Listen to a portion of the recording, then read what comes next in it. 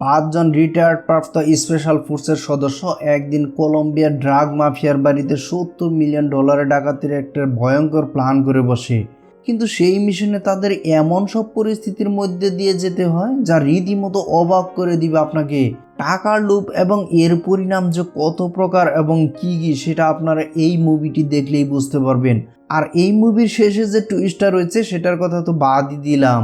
মুভির শুরুতে আমরা একজন স্পেশাল ফোর্সের সদস্য সান্তিয়াগো দেখতে পাই, যে কলম্বিয়ার একটি অঞ্চলে অভিযান পরিচালনা করছে। এখানে সান্তিয়াগো এসেছে এক মাদক গডফাদারকে ধরার জন্য, যার নাম লরিয়া। কলম্বিয়ান পুলিশের সহায়তায় সাসপেক্টের বাড়িতে সামনে গিয়ে চারদিক ঘিরে ফেলে। পুলিশ তার হ্যান্ডমাইক দিয়ে সবাইকে স্যারেন্ডার করার নির্দেশ দেয়। কিন্তু কিসের স্যারেন্ডারে ভাই? উল্টে তারা স্যারেন্ডারে কোনো তোয়াক্কাই না করে ভেতর থেকে পুলিশের উদ্দেশ্যে ভয়ঙ্করভাবে ফায়ারিং শুরু করে। এবার সান্তিয়াগো সবাইকে ব্যাকআপ নিতে বলে, কারণ তার মনে হচ্ছে ভিতরে অনেক সদস্য। আর ততক্ষণে মাদক ব্যবসায়ীরা বেশ কয়েকজন পুলিশকে কেল্লাফতে করে দিয়েছে। আর এটা দেখে সে আরো ঠান্ডা মাথায় প্ল্যান করতে থাকে কিভাবে এদের ভেতরে থেকে মেরে ফেলবে। এবার সান্তিয়াগো খুব সাবধানে ওই বাড়ির কাছাকাছি চলে আসে, আর তার কাছে থাকা হ্যান্ড ক্যানিয়ন দিকে ফায়ার করলেই ওই বাড়ির বিল্ডিং এর বারান্দায় গিয়ে পড়ে। আর সেখানে অনেক মাদক ব্যবসায়ীরা মারাত্মকভাবে আহত হয়। কিছুক্ষণ অপেক্ষা করার পর পরিবেশ যখন শান্ত হয়, তখন সান্তিয়াগো ভিতরে ঢুকে দেখতে পায় যে মাদকের অনেক চালারা সেখানে আটকে রয়েছে। আর একজন কলম্বিয়ান পুলিশ তাদের বস লরিয়ার সম্পর্কে জিজ্ঞেস করলে তারা বলে, আরে স্যার, এখানে $4 লাখ আছে, এটা নিয়ে যান এবং লরিয়ার কথা বাদ দেন। মাদক ব্যবসায়ীদের কাছে $4 লাখ তো আর কিছুই নয়। তাই পুলিশ তাদেরকে লরিয়ার লোকেশন জানতে চায়, যেখানে লরিয়া সব টাকা রেখেছে। আর ওইখানে আটক হওয়া একজন মাদক ব্যবসায়ী তার লোকেশন সম্পর্কে জানায়। সে বলে যে তার সব টাকা একটি জঙ্গলের মধ্যে বাড়ি বানিয়ে সেখানে লুকিয়ে রেখেছে, কারণ লরিয়া কখনোই ব্যাংকে বিশ্বাস করে না। আর ওই বাড়ির সিকিউরিটি সিস্টেম এতটাই স্ট্রং যে সেখান থেকে তো টাকা বের করবে দূরস্থান, বরং কারো বের হওয়ারই সাধ্য নেই। এসব শোনার পর পুলিশ একে একে সবাইকে ক্রস ফায়ার দেয়। আর সেখানে একটা আমরা মেয়েকে দেখতে পাই, যার নাম হচ্ছে ইয়েভেনা। তাকে সহ আরো কিছু মাদক ব্যবসায়ীদেরকে ধরে জেলে নেওয়ার সময় ইয়েভেনা সেখান থেকে পালিয়ে যায়। সান্তিয়াগো তার টিমকে বলে যে আমি ওকে ধরে আনছি, আর এই বলে সে ইয়েভেনার পিছু নেয়। কিন্তু কিছু দূর যাওয়ার পর সে তাকে হারিয়ে ফেলে।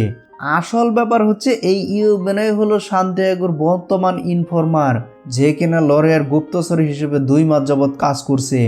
ইয়েভেনার একটি ছোট ভাইকে পুলিশ আটকে রেখেছে, আর সে সান্তিয়াগোকে হেল্প করছে যাতে করে সে তার ভাইকে ছাড়িয়ে নিতে পারে। সান্তিয়াগো তাকে প্রমিস করেছে যে লরিয়াকে শেষ করার পর তার ভাইকে যেভাবেই হোক সে ফেরত দিবে এবং এই দেশ থেকে তাকে পালাতেও সাহায্য করবে। এখানে ইয়েভেনা তাকে জানায় যে লরিয়া একটি জঙ্গলের মধ্যে তার বাড়িতে সব টাকা লুকিয়ে রেখেছে, যেখানে প্রায় $70 মিলিয়ন রয়েছে, যেগুলো ওই বাড়ির মধ্যেই রয়েছে। আর এই অ্যামাউন্ট শুনে সান্তিয়াগো পুরোই শকড হয়ে যায়, আর সে নিজে থেকে একটি ডাকাতির প্ল্যান করে বসে। তার প্ল্যান অনুসারে এবার সান্তিয়াগোকে দেখা যায় যে সে কয়েকজন এক্স কলিগের সাথে দেখা করে, যারা ইতিমধ্যে স্পেশাল ফোর্স থেকে রিটায়ার্ড নিয়েছে। এদের মধ্যে একজনের নাম হচ্ছে আয়রন হেড, বর্তমানে স্পেশাল ফোর্সের মেন্টর হেলথের ইনস্ট্রাক্টর হিসেবে কাজ করতেছে। সান্তিয়াগো তাকে তার প্ল্যান সম্পর্কে জানাল। সে বলে যে যদি রেড ফ্লাই তোমার এই প্ল্যানে রাজি হয় তাহলে আমি তোমার সাথে যোগ দেব। এখন সান্তিয়াগোর কাজ হচ্ছে সেই রেড ফ্লাইকে রাজি করানো। পরের দৃশ্যে আমরা রেড ফ্লাইকে দেখতে পাই, যেখানে স্পেশাল ফোর্সে থাকাকালীন খুবই ম্যারিড এবং টপ ক্লাস একজন সোলজার ছিল। কিন্তু বর্তমানে রেড ফ্লাই অনেকটা অর্থকষ্টের মধ্যে দিয়ে দিন কাটাচ্ছে। টুকটাক বাড়ি বিক্রির দালালি করে সে তার মেয়েকে নিয়ে কোনো রকমের দিন যাপন করছে। সেখানে সান্তিয়াগো উপস্থিত হয়ে তাকে তার প্ল্যান সম্পর্কে বলতে থাকে। সান্তিয়াগো জানায় যে সে একটি এজেন্সির মাধ্যমে আনঅফিসিয়াল মিশনের দায়িত্ব পেয়েছে, যেখানে একজন ড্রাগ লর্ডের বাড়িতে রেড করতে হবে এবং তার সকল অর্থ সিজ করতে হবে। আর যত টাকা আমরা সিজ করতে পারবো তার 25% অ্যামাউন্ট আমাদেরকে দিয়ে দেওয়া হবে। টাকার অঙ্কে যেহেতু 70 মিলিয়ন, তাই এটা অনেক বেশি। আর যদি আমরা এটা করতে পারি তাহলে একজন হিউজ অ্যামাউন্ট পাবো, যা দিয়ে আমরা বাকি জীবন আরামায়েশে কাটাতে পারি। যেহেতু রেড ফ্লাই অনেক ট্যালেন্ট ছিল, তাই সে বোঝা যায় যে এই কাজটা হচ্ছে একদমই ইল্লিগাল। সে সরাসরি নাকচ করে দেয়। কিন্তু সান্তিয়াগো বলে যে ভাই, সারা জীবন তো দেশের জন্য কাজ করেছ, 5 বার গুলি খেয়েছ, কিন্তু দেখো তার বিনিময়ে এখন মেয়েটাকেও একটি ভালো কলেজে ভর্তি করাতে পারলে না, কি লাভ হলো সারা জীবনে তো সৎ থেকে? তার চেয়ে জীবনে একবার অফ দ্য রেকর্ড কাজ করে ফেলো। আমি কথা দিচ্ছি কোনো ধরনের ঝামেলা হবে না। এইসব কথা শোনার পরও রেড ফ্লাইয়ের মন নরম না হলে সান্তিয়াগো তাকে পুরো প্রজেক্টের একটি ফাইল তার হাতে গুজে দিয়ে সেখান থেকে চলে যায়। এবার সান্তিয়াগো ফিরে আসে আয়রন হেডের কাছে আর জানে যে রেড ফ্লাইকে সে কোনোভাবে রাজি করাতে পারলো না। তা আয়রন হেড তাকে বলে যে তাকে ছাড়া মিশন করা অসম্ভব, কারণ তার যে ট্যালেন্ট আছে সেই ট্যালেন্ট দিয়ে এই মিশনকে একদম পানির মতো সহজ করা পসিবল। এখানে এবার তাদের সাথে আরো দুইজন ফ্রেন্ডকে দেখা যায় যাদের নাম হচ্ছে বেন এবং ক্যাকফিশ। বেন বর্তমানে বক্সিং প্লেয়ার আর ক্যাকফিশ আগে ছিল স্পেশাল ফোর্সের একজন পাইলট। এই মিশনে একজন পাইলট প্রয়োজন, তাই সে ক্যাকফিশকে জয়েন করার জন্য অফার করলে সেও জানায় যে বর্তমানে সে একদম সাংসারিক মানুষ, এখন সে আর নতুন করে কোনো ঝামেলায় জড়াতে চায় না। তবু সান্তিয়াগো তাকে রাজি করাতে সক্ষম হয়। অবশেষে সেখানে আমরা রেড ফ্লাইকে দেখতে পাই, তার মানে আমরা বুঝতে পারি যে সবাই এখন রাজি হয়ে গেছে। সবাই বেশ এক্সাইটেড এমন একটা লাইফ চেঞ্জিং মিশন করার জন্য। তবে রেড ফ্লাই জানে যে সে কেবল একজন রেকি হিসেবে সেখানে থাকবে এবং কোনো ধরনের ফায়ারিং টায়ারিং এর মধ্যে সে নেই। সান্তিয়াগো এক বাক্যে তার শর্তে রাজি হয়ে যায়। 2 দিন পর সবাই মিলে আমেরিকা থেকে কলম্বিয়ার উদ্দেশ্যে রওনা দেয়। সান্তিয়াগো আগে থেকে তাদের সবার জন্য ফেক পাসপোর্ট রেডি করে রেখেছিল। আর যেহেতু কলম্বিয়ার ফেস রিকগনাইজেশন টেকনোলজি খুব বেশি স্ট্রং না, ফলে তাদের কাজ শেষ হয়ে বের হয়ে গেলেও তাদের কোনো রেকর্ডে কেউ খুঁজে পাবে না। তো কলম্বিয়াতে এসেই তারা পৌঁছে যায় এক ভয়ঙ্কর জঙ্গলের মধ্যে, যেখানে পূর্বের বর্ণনা অনুযায়ী লরিয়ার সেফ হাউস রয়েছে। এখানে এসে সবাই পজিশন নিয়ে 4 ও 5টা ভালো করে অবজার্ভ করতে থাকে বাড়ির কার্যক্রম। এবার ক্যাটফিশ দেখতে পায় যে বাড়ির ভেতরে অনেক মাইনর মানের ছোট বাচ্চা কাচ্চা রয়েছে। সম্পূর্ণ বাড়িতে একটি ফ্যামিলির বসবাস, তাই সে সাফ জানিয়ে দেয় যে এই কাজ তার জন্য কোনো ক্রমে সম্ভব নয়। সে কোনো বাচ্চা বা মেয়েদের গায়ে আঁচড় দিতে পারবে না। তখন সান্তিয়াগো জানায় যে তার কোনোই প্রয়োজন হবে না, কারণ লরিয়া অনেক ধার্মিক মানুষ। সে প্রতি রবিবার সকাল 6টায় 3 জন গার্ডের সাথে পুরো পরিবারকে পাঠায় চার্চে প্রার্থনার জন্য। তা আমরা সেই সময় এই বাড়িতে রেড দেব। তবে সে সময় লরিয়া এই বাড়িতেই থাকার কথা, কারণ এত টাকা ছেড়ে সে কখনোই বাইরে চলে যায় না। এমন সময় দেখা যায় সান্তিয়াগোর সেই ইনফরমার যে একটি গাড়ি নিয়ে তার বাড়ির সামনে উপস্থিত হয়। ইয়োবানা কয়েকটি টাকার ব্যাগ এবং হিসাবের একটি খাতা নিয়ে চলে যায় লরিয়ার কাছে সেটার সাইন নেওয়ার জন্য। আর এইখানে আমরা প্রথম লরিয়াকে দেখতে পাই। অন্যদিকে আয়রন হেড জুপের মধ্যে একটি গ্রাউন্ড সেন্সর দেখতে পায়, যেটা সেট করা হয়েছে যাতে কেউ এই পথ দিয়ে গেলে ইনফরমেশন লরিয়া পেয়ে যায়। তবে সম্পূর্ণ টিম অবজারভেশন করে বুঝতে পারে যে এই জায়গাটায় যতটা সিকিউরিটি রাখা হয়েছে সেটা তাদের হাতের ময়লা, আর যেখানে ব্রেক করা তাদের কোনো ব্যাপারই না। আর সহজেই বাড়িতে রেড দিয়ে টাকা হাতিয়ে নিতে খুব একটা ব্যাগ পেতে হবে না। তবে তাদের রাতের ডিনার করার সময় রেড ফ্লাই সান্তিয়াগো প্রশ্ন করে যে তোমার এজেন্সির টিমে এখনো আসলো না যে? তখন সান্তিয়াগো জানায় যে এটা আসলে কোনো এজেন্সির মিশন নয়, এই মিশনটা আমরা নিজেরাই করতে যাচ্ছি। আর আমি যদি তোমাদেরকে সত্যটা বলতাম তাহলে তোমরা রাজি হতে না, বিদায় আমি তোমাদেরকে মিথ্যা বলেছি। এই সব ফাউল কথা শুনে তো রেড ফ্লাই তো রেগে মেগে যায়, কিন্তু সান্তিয়াগো জানায় যে আরে ভাই, পুরো এলাকা অবজারভেশন করে দেখেছি যে আমাদের এখানে 5 জনই এনাফ। এই মিশনের জন্য এটা করে আমরা পুরো $70 মিলিয়ন ভাগ ভাগ করে নিব। এই টাকাগুলো তো সব অবৈধ, তাই কেউই কখনো এই টাকার হিসাব চাইতে আসবে না। এছাড়া লরিয়াকে মেরে ফেলতে পারলে এই দেশের একটা বড় উপকার হবে। এমনও হাজার যুক্তি দেওয়ার পর সবাই মোটিভ হয়ে যায় আর অবশেষে মিশনটি নিজেরাই করার জন্য সম্মতি জানায়। যেহেতু মেইন প্ল্যান মেকার হলো রেড ফ্লাই, তাই এবার সে প্ল্যান অনুসারে ব্রিফ করতে থাকে। সে জানায় যে আমাদের 40 মিনিটের মধ্যে এই কাজ শেষ করতে হবে, যাতে তার ফ্যামিলি চার্চ থেকে ফেরার আগেই সব কমপ্লিট হয়ে যায়। রেড স্টার্ট করে আমাদের প্রথম কাজ হচ্ছে সব গার্ডদের হ্যান্ড কাপ পরানো এবং সিকিউরিটি রুমের ক্যামেরা এবং হার্ড ড্রাইভ ডিস্ট্রয় করা। এরপর এই $70 মিলিয়ন ব্যাগে ভরতে হবে। যেহেতু টাকার পরিমাণ অনেক, তাই ওজন হবে প্রায় 800 কেজির মতো। এবার এত ভারী ব্যাগ নেওয়ার জন্য একটি গাড়ির প্রয়োজন পড়বে, কারণ এত ওজন নিয়ে 5 জন কখনোই পথ দিয়ে হেঁটে যেতে পারবে না। যেহেতু এই বাড়িতে যে গাড়িগুলো রয়েছে সেগুলো তো সব চার্চে যাওয়ার জন্য ব্যবহার করা হবে, তাই আমাদের ইয়োবানার মাধ্যমে একটি গাড়ি সেখানে আনতে হবে। এরপর 32 ঘন্টার মধ্যে একটি লিফটিং হেলিকপ্টার লাগবে, যেটা এই পরিমাণ টাকা নিয়ে উড়িয়ে যেতে পারবে এবং আমাদের সিবুট পর্যন্ত পৌঁছে দিবে। এই সব প্ল্যান শুনে সবাই ইমপ্রেস হয়ে যায়। এরপর সান্তিয়াগো ইয়োবানার সাথে দেখা করে জানায় যে আমাদের একটি এক্সট্রা কার লাগবে, যেটা তুমি লরিয়ার বাড়ির সামনে রাখবে সেটা যদি তুমি করতে পারো তাহলে তোমার ভাইকে মুক্ত করার পাশাপাশি আমি তোমাকে $2 মিলিয়ন দেব। এত অ্যামাউন্টের কথা শুনে সে রাজি হয়ে যায়। এবার অপারেশনে যাওয়ার জন্য প্রয়োজন ইকুইপমেন্ট। তবে সান্তিয়াগো পুরো একটি অস্ত্রাগার আগে থেকে রেডি করে রেখেছিল তাদের জন্য। এখানে রেড ফ্লাই সবার উদ্দেশ্যে মেইন পয়েন্ট তুলে ধরে। এর নাম্বার 1 হচ্ছে সেফটি। এখানে কোনো মেডিকেল টিম বা গ্রাউন্ড সাপোর্টার থাকবে না, তাই জখম হলে প্রাথমিক ট্রিটমেন্ট নিয়েই চলতে হবে। নাম্বার 2, এই মিশনের পর সবার লাইফ চেঞ্জ হয়ে যাবে, কারণ তোমরা বাইবেল হাতে নিয়ে যে শপথ করেছিলে যে অন্যায়ের বিরুদ্ধে, সেটা এবার তোমরা ভাঙতে চলেছ। দেশের জন্য নয় বরং নিজের স্বার্থের জন্যই কিন্তু তোমরা আজকের এই অন্যায় করতে চলেছ। নাম্বার 3, লরিয়ার ফ্যামিলি যদি তারা সেদিন চার্চে না যায় তাহলে এই মিশন কোনো কথা ছাড়াই শেষ। কোনো ধরনের সেকেন্ড স্টেপ আমরা নেব না, কারণ ফ্যামিলি হিট করে আমরা এই অন্যায় কাজ করতে পারবো না। আর সর্বশেষ কথা হলো, এখনো সময় আছে। যদি কেউ মনে করো এই মিশন থেকে সেই এক্সিট নিতে পারো, কারণ এখন টাকার লোভে হয়তো আমরা মত্ত আছি, কিন্তু ভালো হয় যদি এই মিশন ছেড়ে এখনই কেউ চলে যায়। তবে এই 5 জনের কেউ এসব কথা শুনে আর মিশন ছেড়ে চলে যায় না। ফলে শুরু হয় এক ভয়ঙ্কর গ্লোবের মিশন। পুরো টিম ভারী বর্ষণের রাতে মাঝরাতের উপস্থিত হয়ে লরিয়ার বাড়ির সামনে। সেখানে অপেক্ষা করতে থাকে সকালের জন্য, কখন ফ্যামিলি চার্চের উদ্দেশ্যে বের হবে। ঠিক 6টায় যখন লরিয়ার ফ্যামিলি 3 জন গার্ড নিয়ে বের হয়ে পড়ে চার্চের উদ্দেশ্যে, অন্যদিকে হাজির হয় একটি খালি গাড়ি নিয়ে ইয়েবেনা। গার্ড তাকে প্রশ্ন করলে জানায় যে লরিয়া এই গাড়িটি নিয়ে আসতে বলেছে। অপরদিকে ইয়েবেনা সেখান থেকে চলে যাওয়ার পর স্পেশাল টিমও সামনের দিকে এগিয়ে যেতে শুরু করে। আর ঘরে ঢুকেই প্রথমে আয়রন হেড একটি গার্ডকে পেছন থেকে অ্যাটাক করে।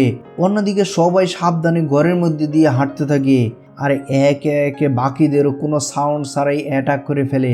কিন্তু একজনকে ধরতে না পেরে ক্যাটফিশ তার পায়ে শর্ট গান দিয়ে গুলি করে। ফলে সাউন্ডে সবাই অ্যালার্ট হয়ে যায়। তবে সেখানে আর কোনো গার্ড না থাকায় খুব একটা সমস্যায় পড়তে হয় না। তাদের সবাই বাড়ির মেইন রুমে প্রবেশ করে, কিন্তু সেখানে তারা একটি টাকার সন্ধান পায় না।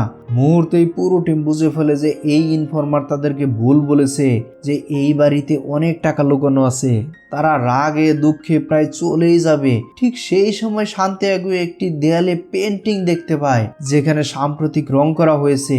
সেখানে সে হাত দিয়ে দেখে যে এই দেয়ালটা বোর্ডের উপর রং করা আছে। আর এই দেয়ালের মধ্যে বোর্ড দেখে তার মধ্যে সন্দেহ তৈরি হয়।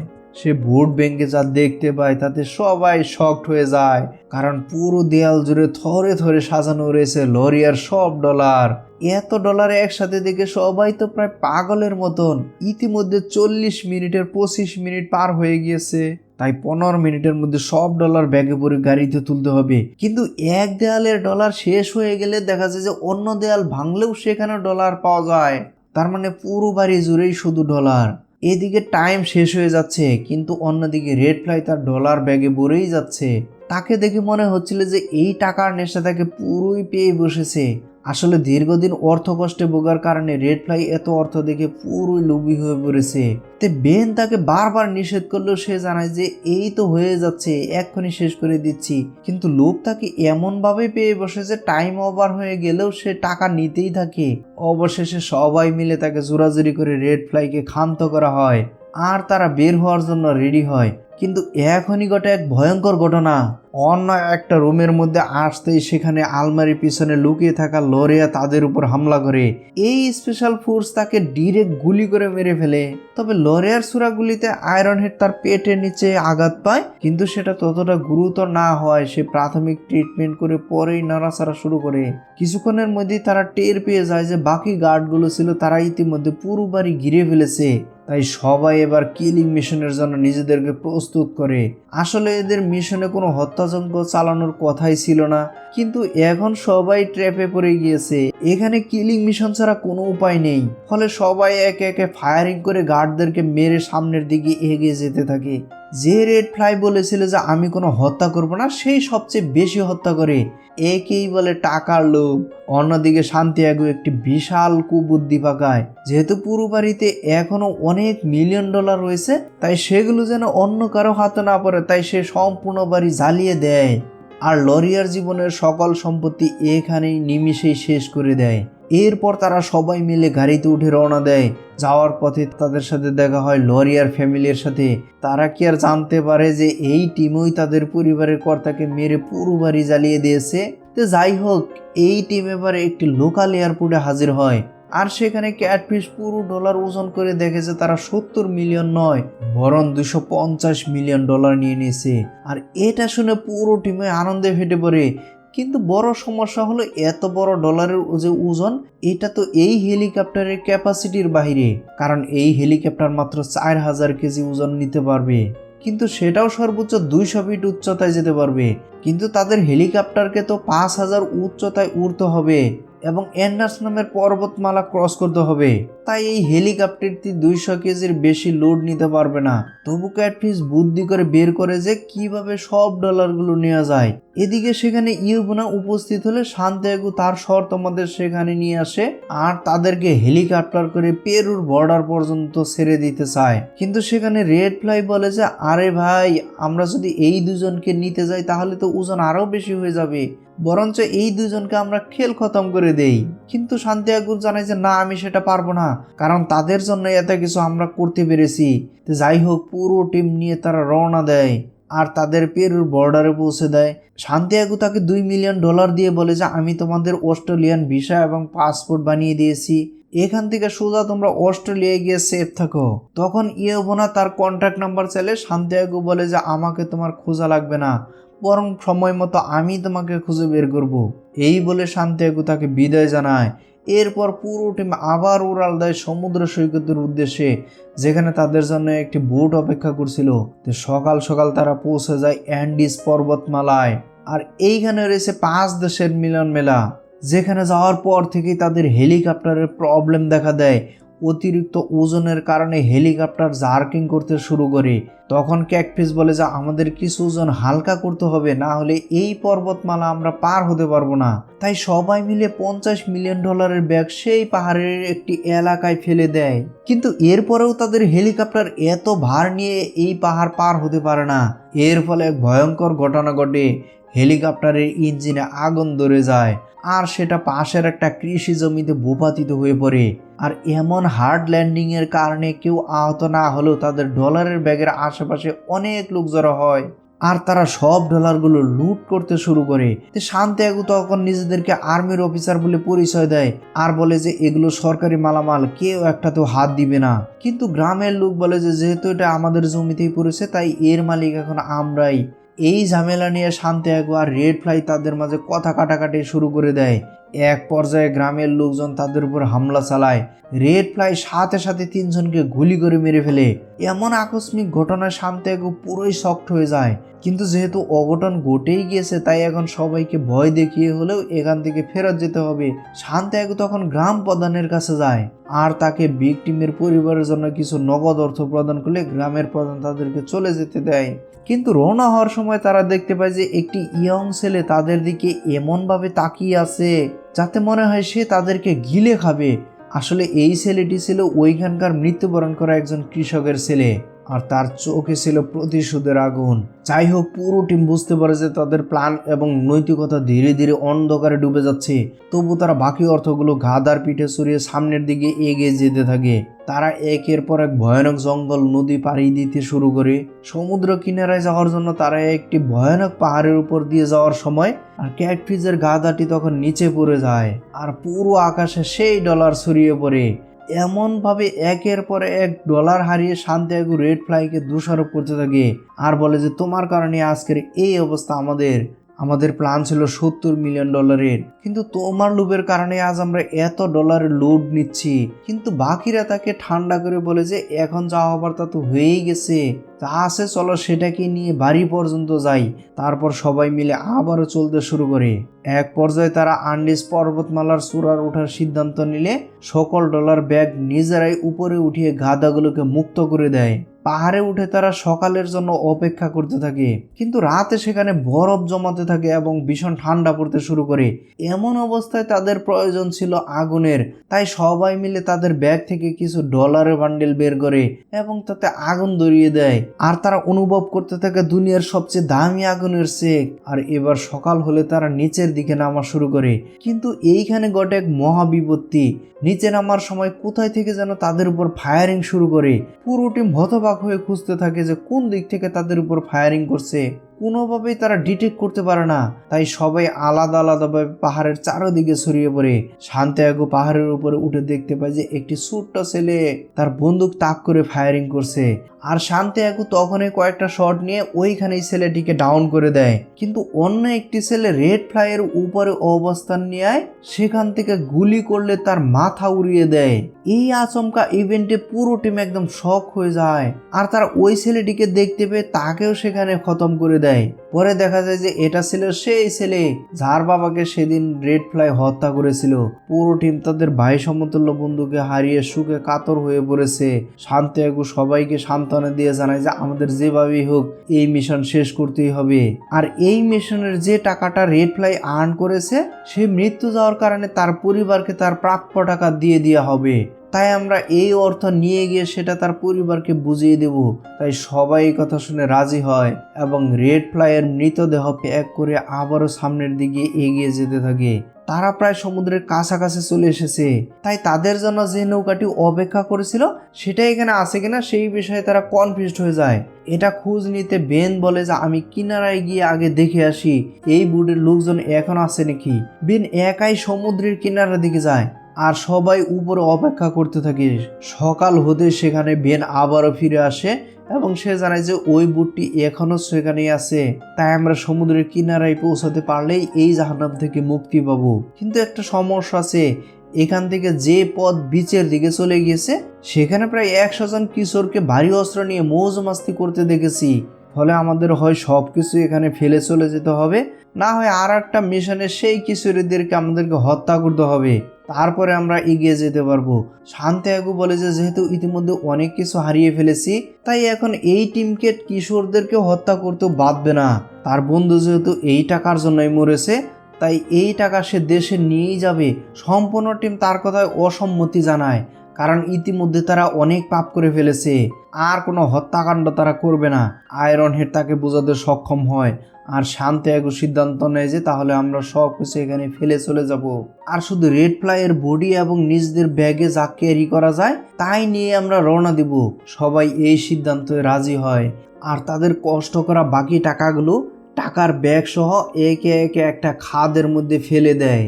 অবশেষে তারা এই লুপের বেড়াজাল থেকে বেরিয়ে আসতে সক্ষম হয়। সবাই এবার সামনের দিকে যেতে শুরু করে। পুরো টিম এই গ্যাংদের মাঝ দিয়ে এগিয়ে যেতে থাকে। বেন তাদের সাথে না গিয়ে আগেই বিচের কাছে চলে যায় যাতে সে বোটটি রেডি করতে পারে। অন্যদিকে সান্তিয়াগোকে এক পিস আয়রন হেড একটি গাড়ি পেয়ে সেটার কাছে উপস্থিত হয়, কিন্তু সেখানে আগে থেকে এক ছেলে উপস্থিত ছিল যে কিনা তাদের দিকে গান তাক করে ফায়ারিং করতে চায়। সান্তিয়াগো তাকে কোনো রকমে শান্ত করতে চায়, তবে ওই ছেলেটি শান্ত না হয়ে তাদের বসকে কল করতে গেলে সবাই মিলে এই ছেলেটিকে আটক করে আর গাড়ি স্টার্ট দিয়ে সেখান থেকে পালিয়ে যায়। ইতিমধ্যে ওই গ্যাং বুঝে ফেলে যে তাদের এখানে বাইরের কেউ এসেছে, তাই সবাই মিলে তাদেরকে ধাওয়া শুরু করে। ক্যাটফিশ বলে যে সবগুলোকে শুট করে উড়িয়ে দেই, এছাড়া আমাদের হাতে আর কোনো রাস্তা নেই। কিন্তু সান্তিয়াগো জানায় যে নতুন করে আর কাউকে তারা হত্যা করবে না। সান্তিয়াগো শান্ত মাথায় এক এক করে তাদের গাড়ির টায়ারে ফায়ারিং করে আর সেই গাড়িগুলোকে থামিয়ে দেয়। অবশেষে তারা বিচের কাছাকাছি চলে আসে, আর সেখানে দেখা যায় যে ইতিমধ্যে ওই স্পিড বোট নিয়ে সবাই অপেক্ষা করছে। পুরো টিম রেড ফ্লাইয়ের বডি নিয়ে স্পিড বোটে উঠে পড়ে তারা ফাইনালি সমুদ্রের দিকে চলে যেতে থাকে। তো মুভিটি এখানেই শেষ হয়ে যেতে পারতো, কিন্তু কাহিনীর টুইস্ট এখনো অনেক বাকি আছে। পরের দৃশ্য দেখা যায় যে তারা একটি ল ফার্মে চলে এসেছে। তাদের সবার কাছে থাকা ডলার তারা হিসাব করে দেখেছে তাদের কাছে মোট $5 মিলিয়ন, মানে এখন প্রতিজন প্রায় $1 মিলিয়ন করে পাবে। আর এই মিশনে রেড ফ্লাইয়ের যে শেয়ারের অংশ সেটা রেড ফ্লাই ফ্যামিলির জন্য ট্রাস্ট বানিয়ে তারা সেখানে ডোনেট করে দেয়। তবে বেন তার নিজের পাওয়া শেয়ারের সম্পূর্ণ ডলার অর্থাৎ পুরো $1 মিলিয়ন ওই ট্রাস্টে দান করে দেয় এবং নিজের অপরাধবোধ থেকে সে কিছুটা মুক্তি পায়। এটা দেখে একে একে সবাই নিজেদের $1 মিলিয়ন রেড ফ্লাইয়ের পরিবারকে ডোনেট করে দেয় আর অপরাধের বোঝাটা কিছুটা হলেও কমাতে সক্ষম হয়। সবাই এই ডোনেটের পর সান্তিয়াগোর কাছ থেকে বিদায় নিয়ে চলে যায়। তবে যাওয়ার সময় আয়রন হেড সান্তিয়াগোর কাছে একটি কাগজ দিয়ে বলে যে দেখো কোনোদিন এটাকে কাজে লাগাতে পারো কিনা। সান্তিয়াগো সেই কাগজগুলি দেখতে পারে যে এটি সেই জায়গার লোকেশন যেখানে তারা টাকা ভর্তি ব্যাগ রেখে এসেছে। তাহলে এবার কি হতে চলেছে? সান্তিয়াগো আবারও কি সেখানে ডলার উদ্ধার করার জন্য যাবে নাকি নিজের পাপকে আর বেশি দীর্ঘায়িত করবে না? দর্শকদের এই সব প্রশ্নের মুখোমুখি করে মুভিটি এখানেই শেষ হয়ে যায়। ভিডিওটি ভালো লাগলে অবশ্যই ভিডিওটিতে একটি লাইক করবেন এবং একটি কমেন্ট করবেন। আর চ্যানেলটি সাবস্ক্রাইব করে না থাকলে অবশ্যই চ্যানেলটি সাবস্ক্রাইব করে পাশে থাকা বেল আইকনটি প্রেস করে রাখবেন। আর খুব শীঘ্রই নতুন আরও একটি ভিডিও নিয়ে আসতেছি। সে পর্যন্ত সবাই ভালো থাকবেন। Bye bye, take care.